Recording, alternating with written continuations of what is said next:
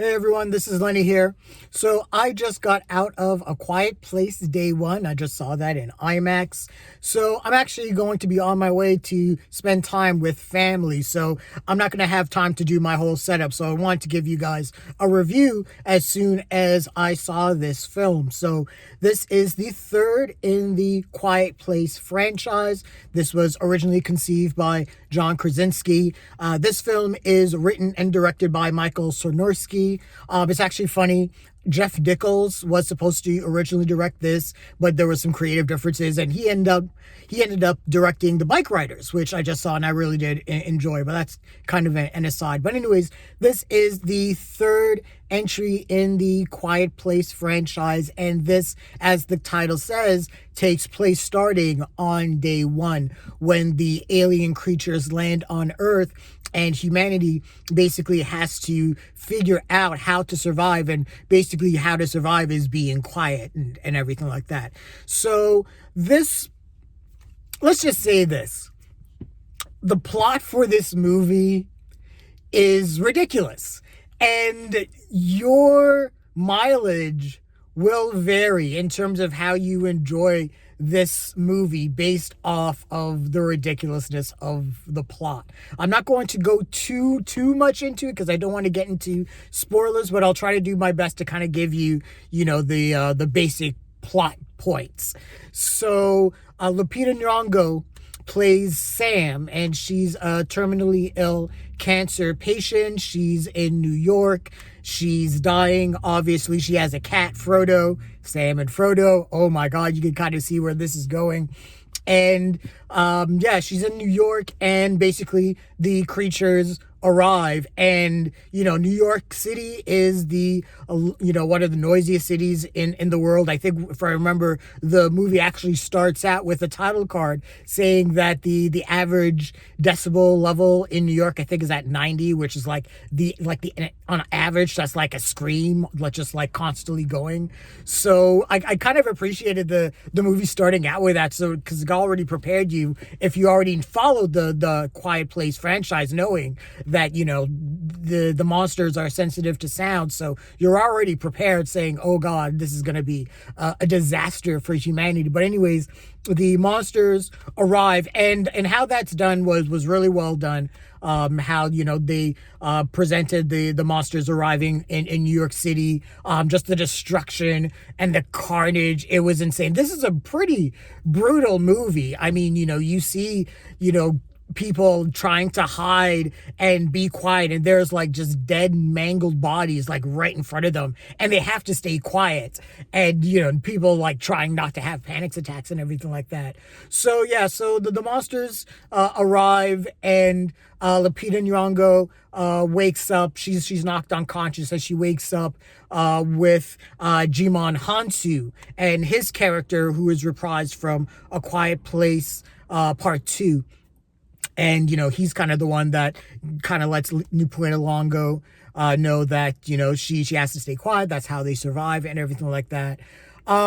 So I guess one thing with the movie, I like, how they presented things in terms of the monsters and how they attack New York. And again, like I said, just the carnage and the destruction. But at the same time, I think this movie fell into a bit of, I guess it's like showing too much. This is like, Jaws and Jaws 2 and in Jaws 3D, where little by little, as the franchise progressed, you saw more and more of the shark, and it just didn't have the same impact.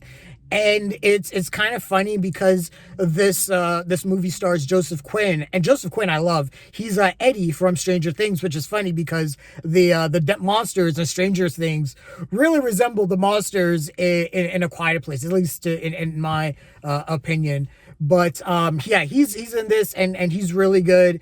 And he plays someone that meets up with Lupita Nyong'o's character Sam, and he's shell-shocked from everything. When he's introduced in the movie, he's basically just coming down from a panic attack, and he's someone who's prone to anxiety, and how that's presented with him is really well done. And as someone who suffers from anxiety himself, and watching it, I'm like, oh my God, this guy's about to have a panic attack. And I'm watching it, I'm like, oh, okay, you got to stop. And Sam has to try to help him, breathe and calm down during moments where he's just ready to lose his mind. And that's another thing that I did like, how that's presented. There are people that, even in this world, they're still like, oh my God, I can't keep quiet.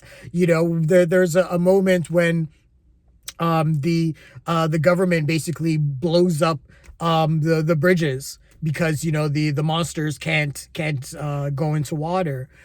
So and then one guy's like, oh my God, we're trapped, and he starts freaking out even though he knows he has to stay quiet. And there's a consequence to that, but you kind of see that and you're like, yeah, I kind of understand how that goes. Now, one other thing that I want to get into this movie, and again, like I said, this plot is ridiculous. So like I said, there's a cat in this movie, Frodo, and Frodo is basically a service animal for Sam. There's actually a pretty funny moment in the beginning before everything really goes down where Sam's in a convenience store and the guy at the counter is like, you can't bring cats in here, but he has his own cat on the shelf. But yeah, so this cat, I don't know if Michael Sarnoski is trying to say something about like the nature of this animal or just following this animal, kind of like Cat's Eye, Stephen King's Cat's Eye that came out in the 80s. Because we follow Frodo a lot in this movie, and I can understand why the monsters wouldn't be able to capture, because cats are one of the lightest animals. They're light on their feet. They're not gonna, and they're really good at hiding and everything like that. I know this. I'm a cat person, and as an owner of cats, I know their defense mechanisms, how they hide. I've gone through instances where my cats have disappeared for a couple of days on end because maybe there was like a party at the house the night before and it just freaked them out and they just hide. You look everywhere for them and you think that, oh my God, they must have just run away, but they've just done such a good job at hiding and being quiet. So I kind of see what the movie is doing with Frodo, but at the same time, man, this cat is dangerous. And there are times where it feels like this cat is actively trying to kill our main characters. I'm not going to get into it, but there are a couple of circumstances where I'm like, come on, man, just go and let the cat do its thing, because it's a cat. The cat's going to do its own thing. And if it decides that it's going to find its way to its owner, it's going to do it. And I know there are going to be kind of moments where people are going to watch and they're going to be like, no, this is impossible. But if you're a cat person, you'll be like, yeah, it is sort of plausible. I could see certain things kind of happening in a certain manner based on, again, like how cats behave and their defense mechanisms. And it is crazy that I'm talking about a cat's behavior mechanism in what's supposed to be a horror movie. And that's kind of where like this weird disconnect is, I think, with this movie. I see what the filmmakers were trying to do, but there was just a weird disconnect. Now, for me, this movie wasn't scary. It just didn't have the same impact definitely not as the first Quiet Place, and not even as the second Quiet Place.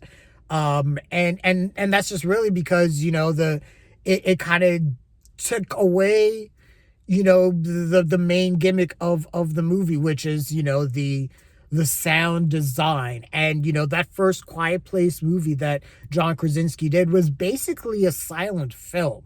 And that's why it was so brilliant. And part two kind of expanded on that a little bit, and kind of expanded the world a little bit. And what I was hoping with day one was we were going to get more of an expansion of that, but still kind of keep it within the framework, I guess, of those Quiet Place movies. And this just felt like a different movie, and it felt like an alien invasion movie that had, like, the rules of A Quiet Place tacked onto it.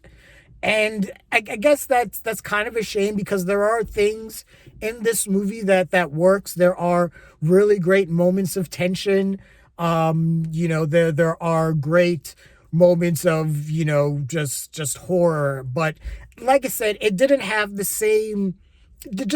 same punch as those first two Quiet Place films. And maybe that's just the bias on my part, because I really did love that first Quiet Place movie, and I just really did like the aesthetic, and this was just so different. It just felt more like just kind of a modern horror movie, that just had, just some basic jump scares from time to time. There is a dream sequence. Yeah. And when that happened, I was like, oh goodness. I'll say this as well. I did like the production design of New York City, because that city is decimated.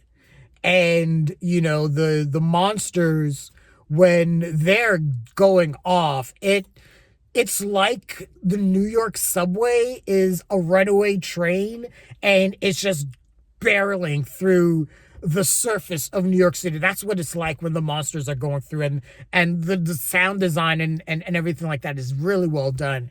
And so when you see the carnage and the destruction post all of this, it's really it's really well done, and kind of reminding me of the British post-apocalyptic movie Threads, and the kind of the post-London or the post-England landscape, and just the crumbling buildings, and just the, cars that are just on fire, and just, just left with their shells and their frames and everything like that, and just rubble. And I did like too that, when this world felt lived in.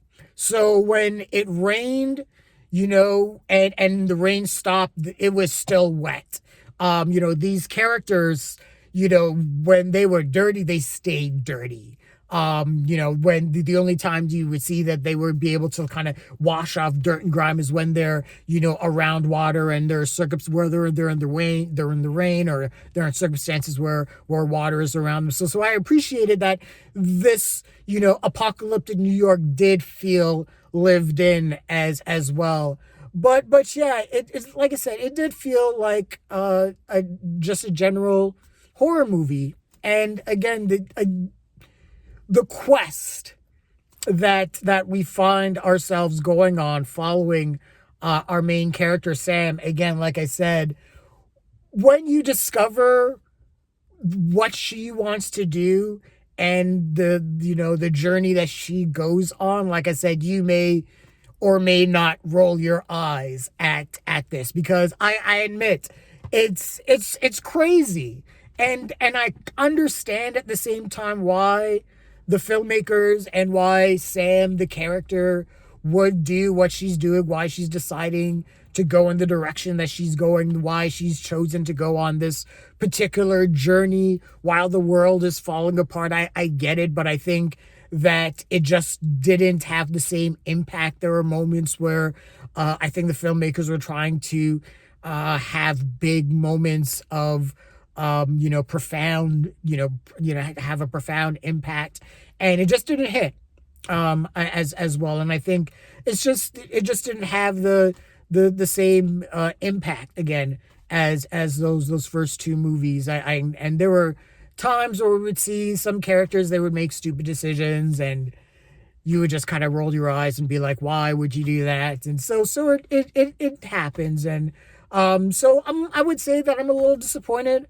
with this movie. I was expecting a lot more from it, but I mean, it's still good. It's I think the bar for that first Quiet Place movie was just set so high, and even A Quiet Place Part Two was still a very good movie, even if it wasn't as good as the first movie. I think, this is probably just a matter of the law of the diminishing returns.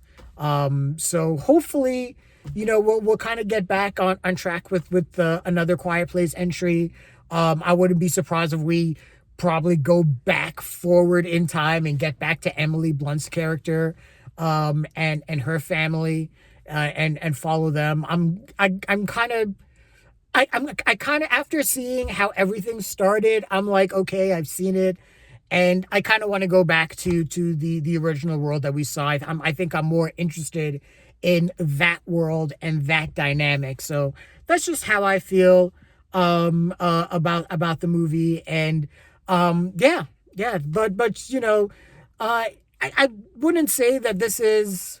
I mean, also, this is a movie that I saw in IMAX, and I don't know if it is other than the sound design, I don't know if it felt like an IMAX movie. Like, this didn't feel like the epic that an IMAX movie should be, other than the sound design. And the sound design, again, like I said, was great. So if I was going to give this movie a general rating, yeah, I'd probably give this a general hit.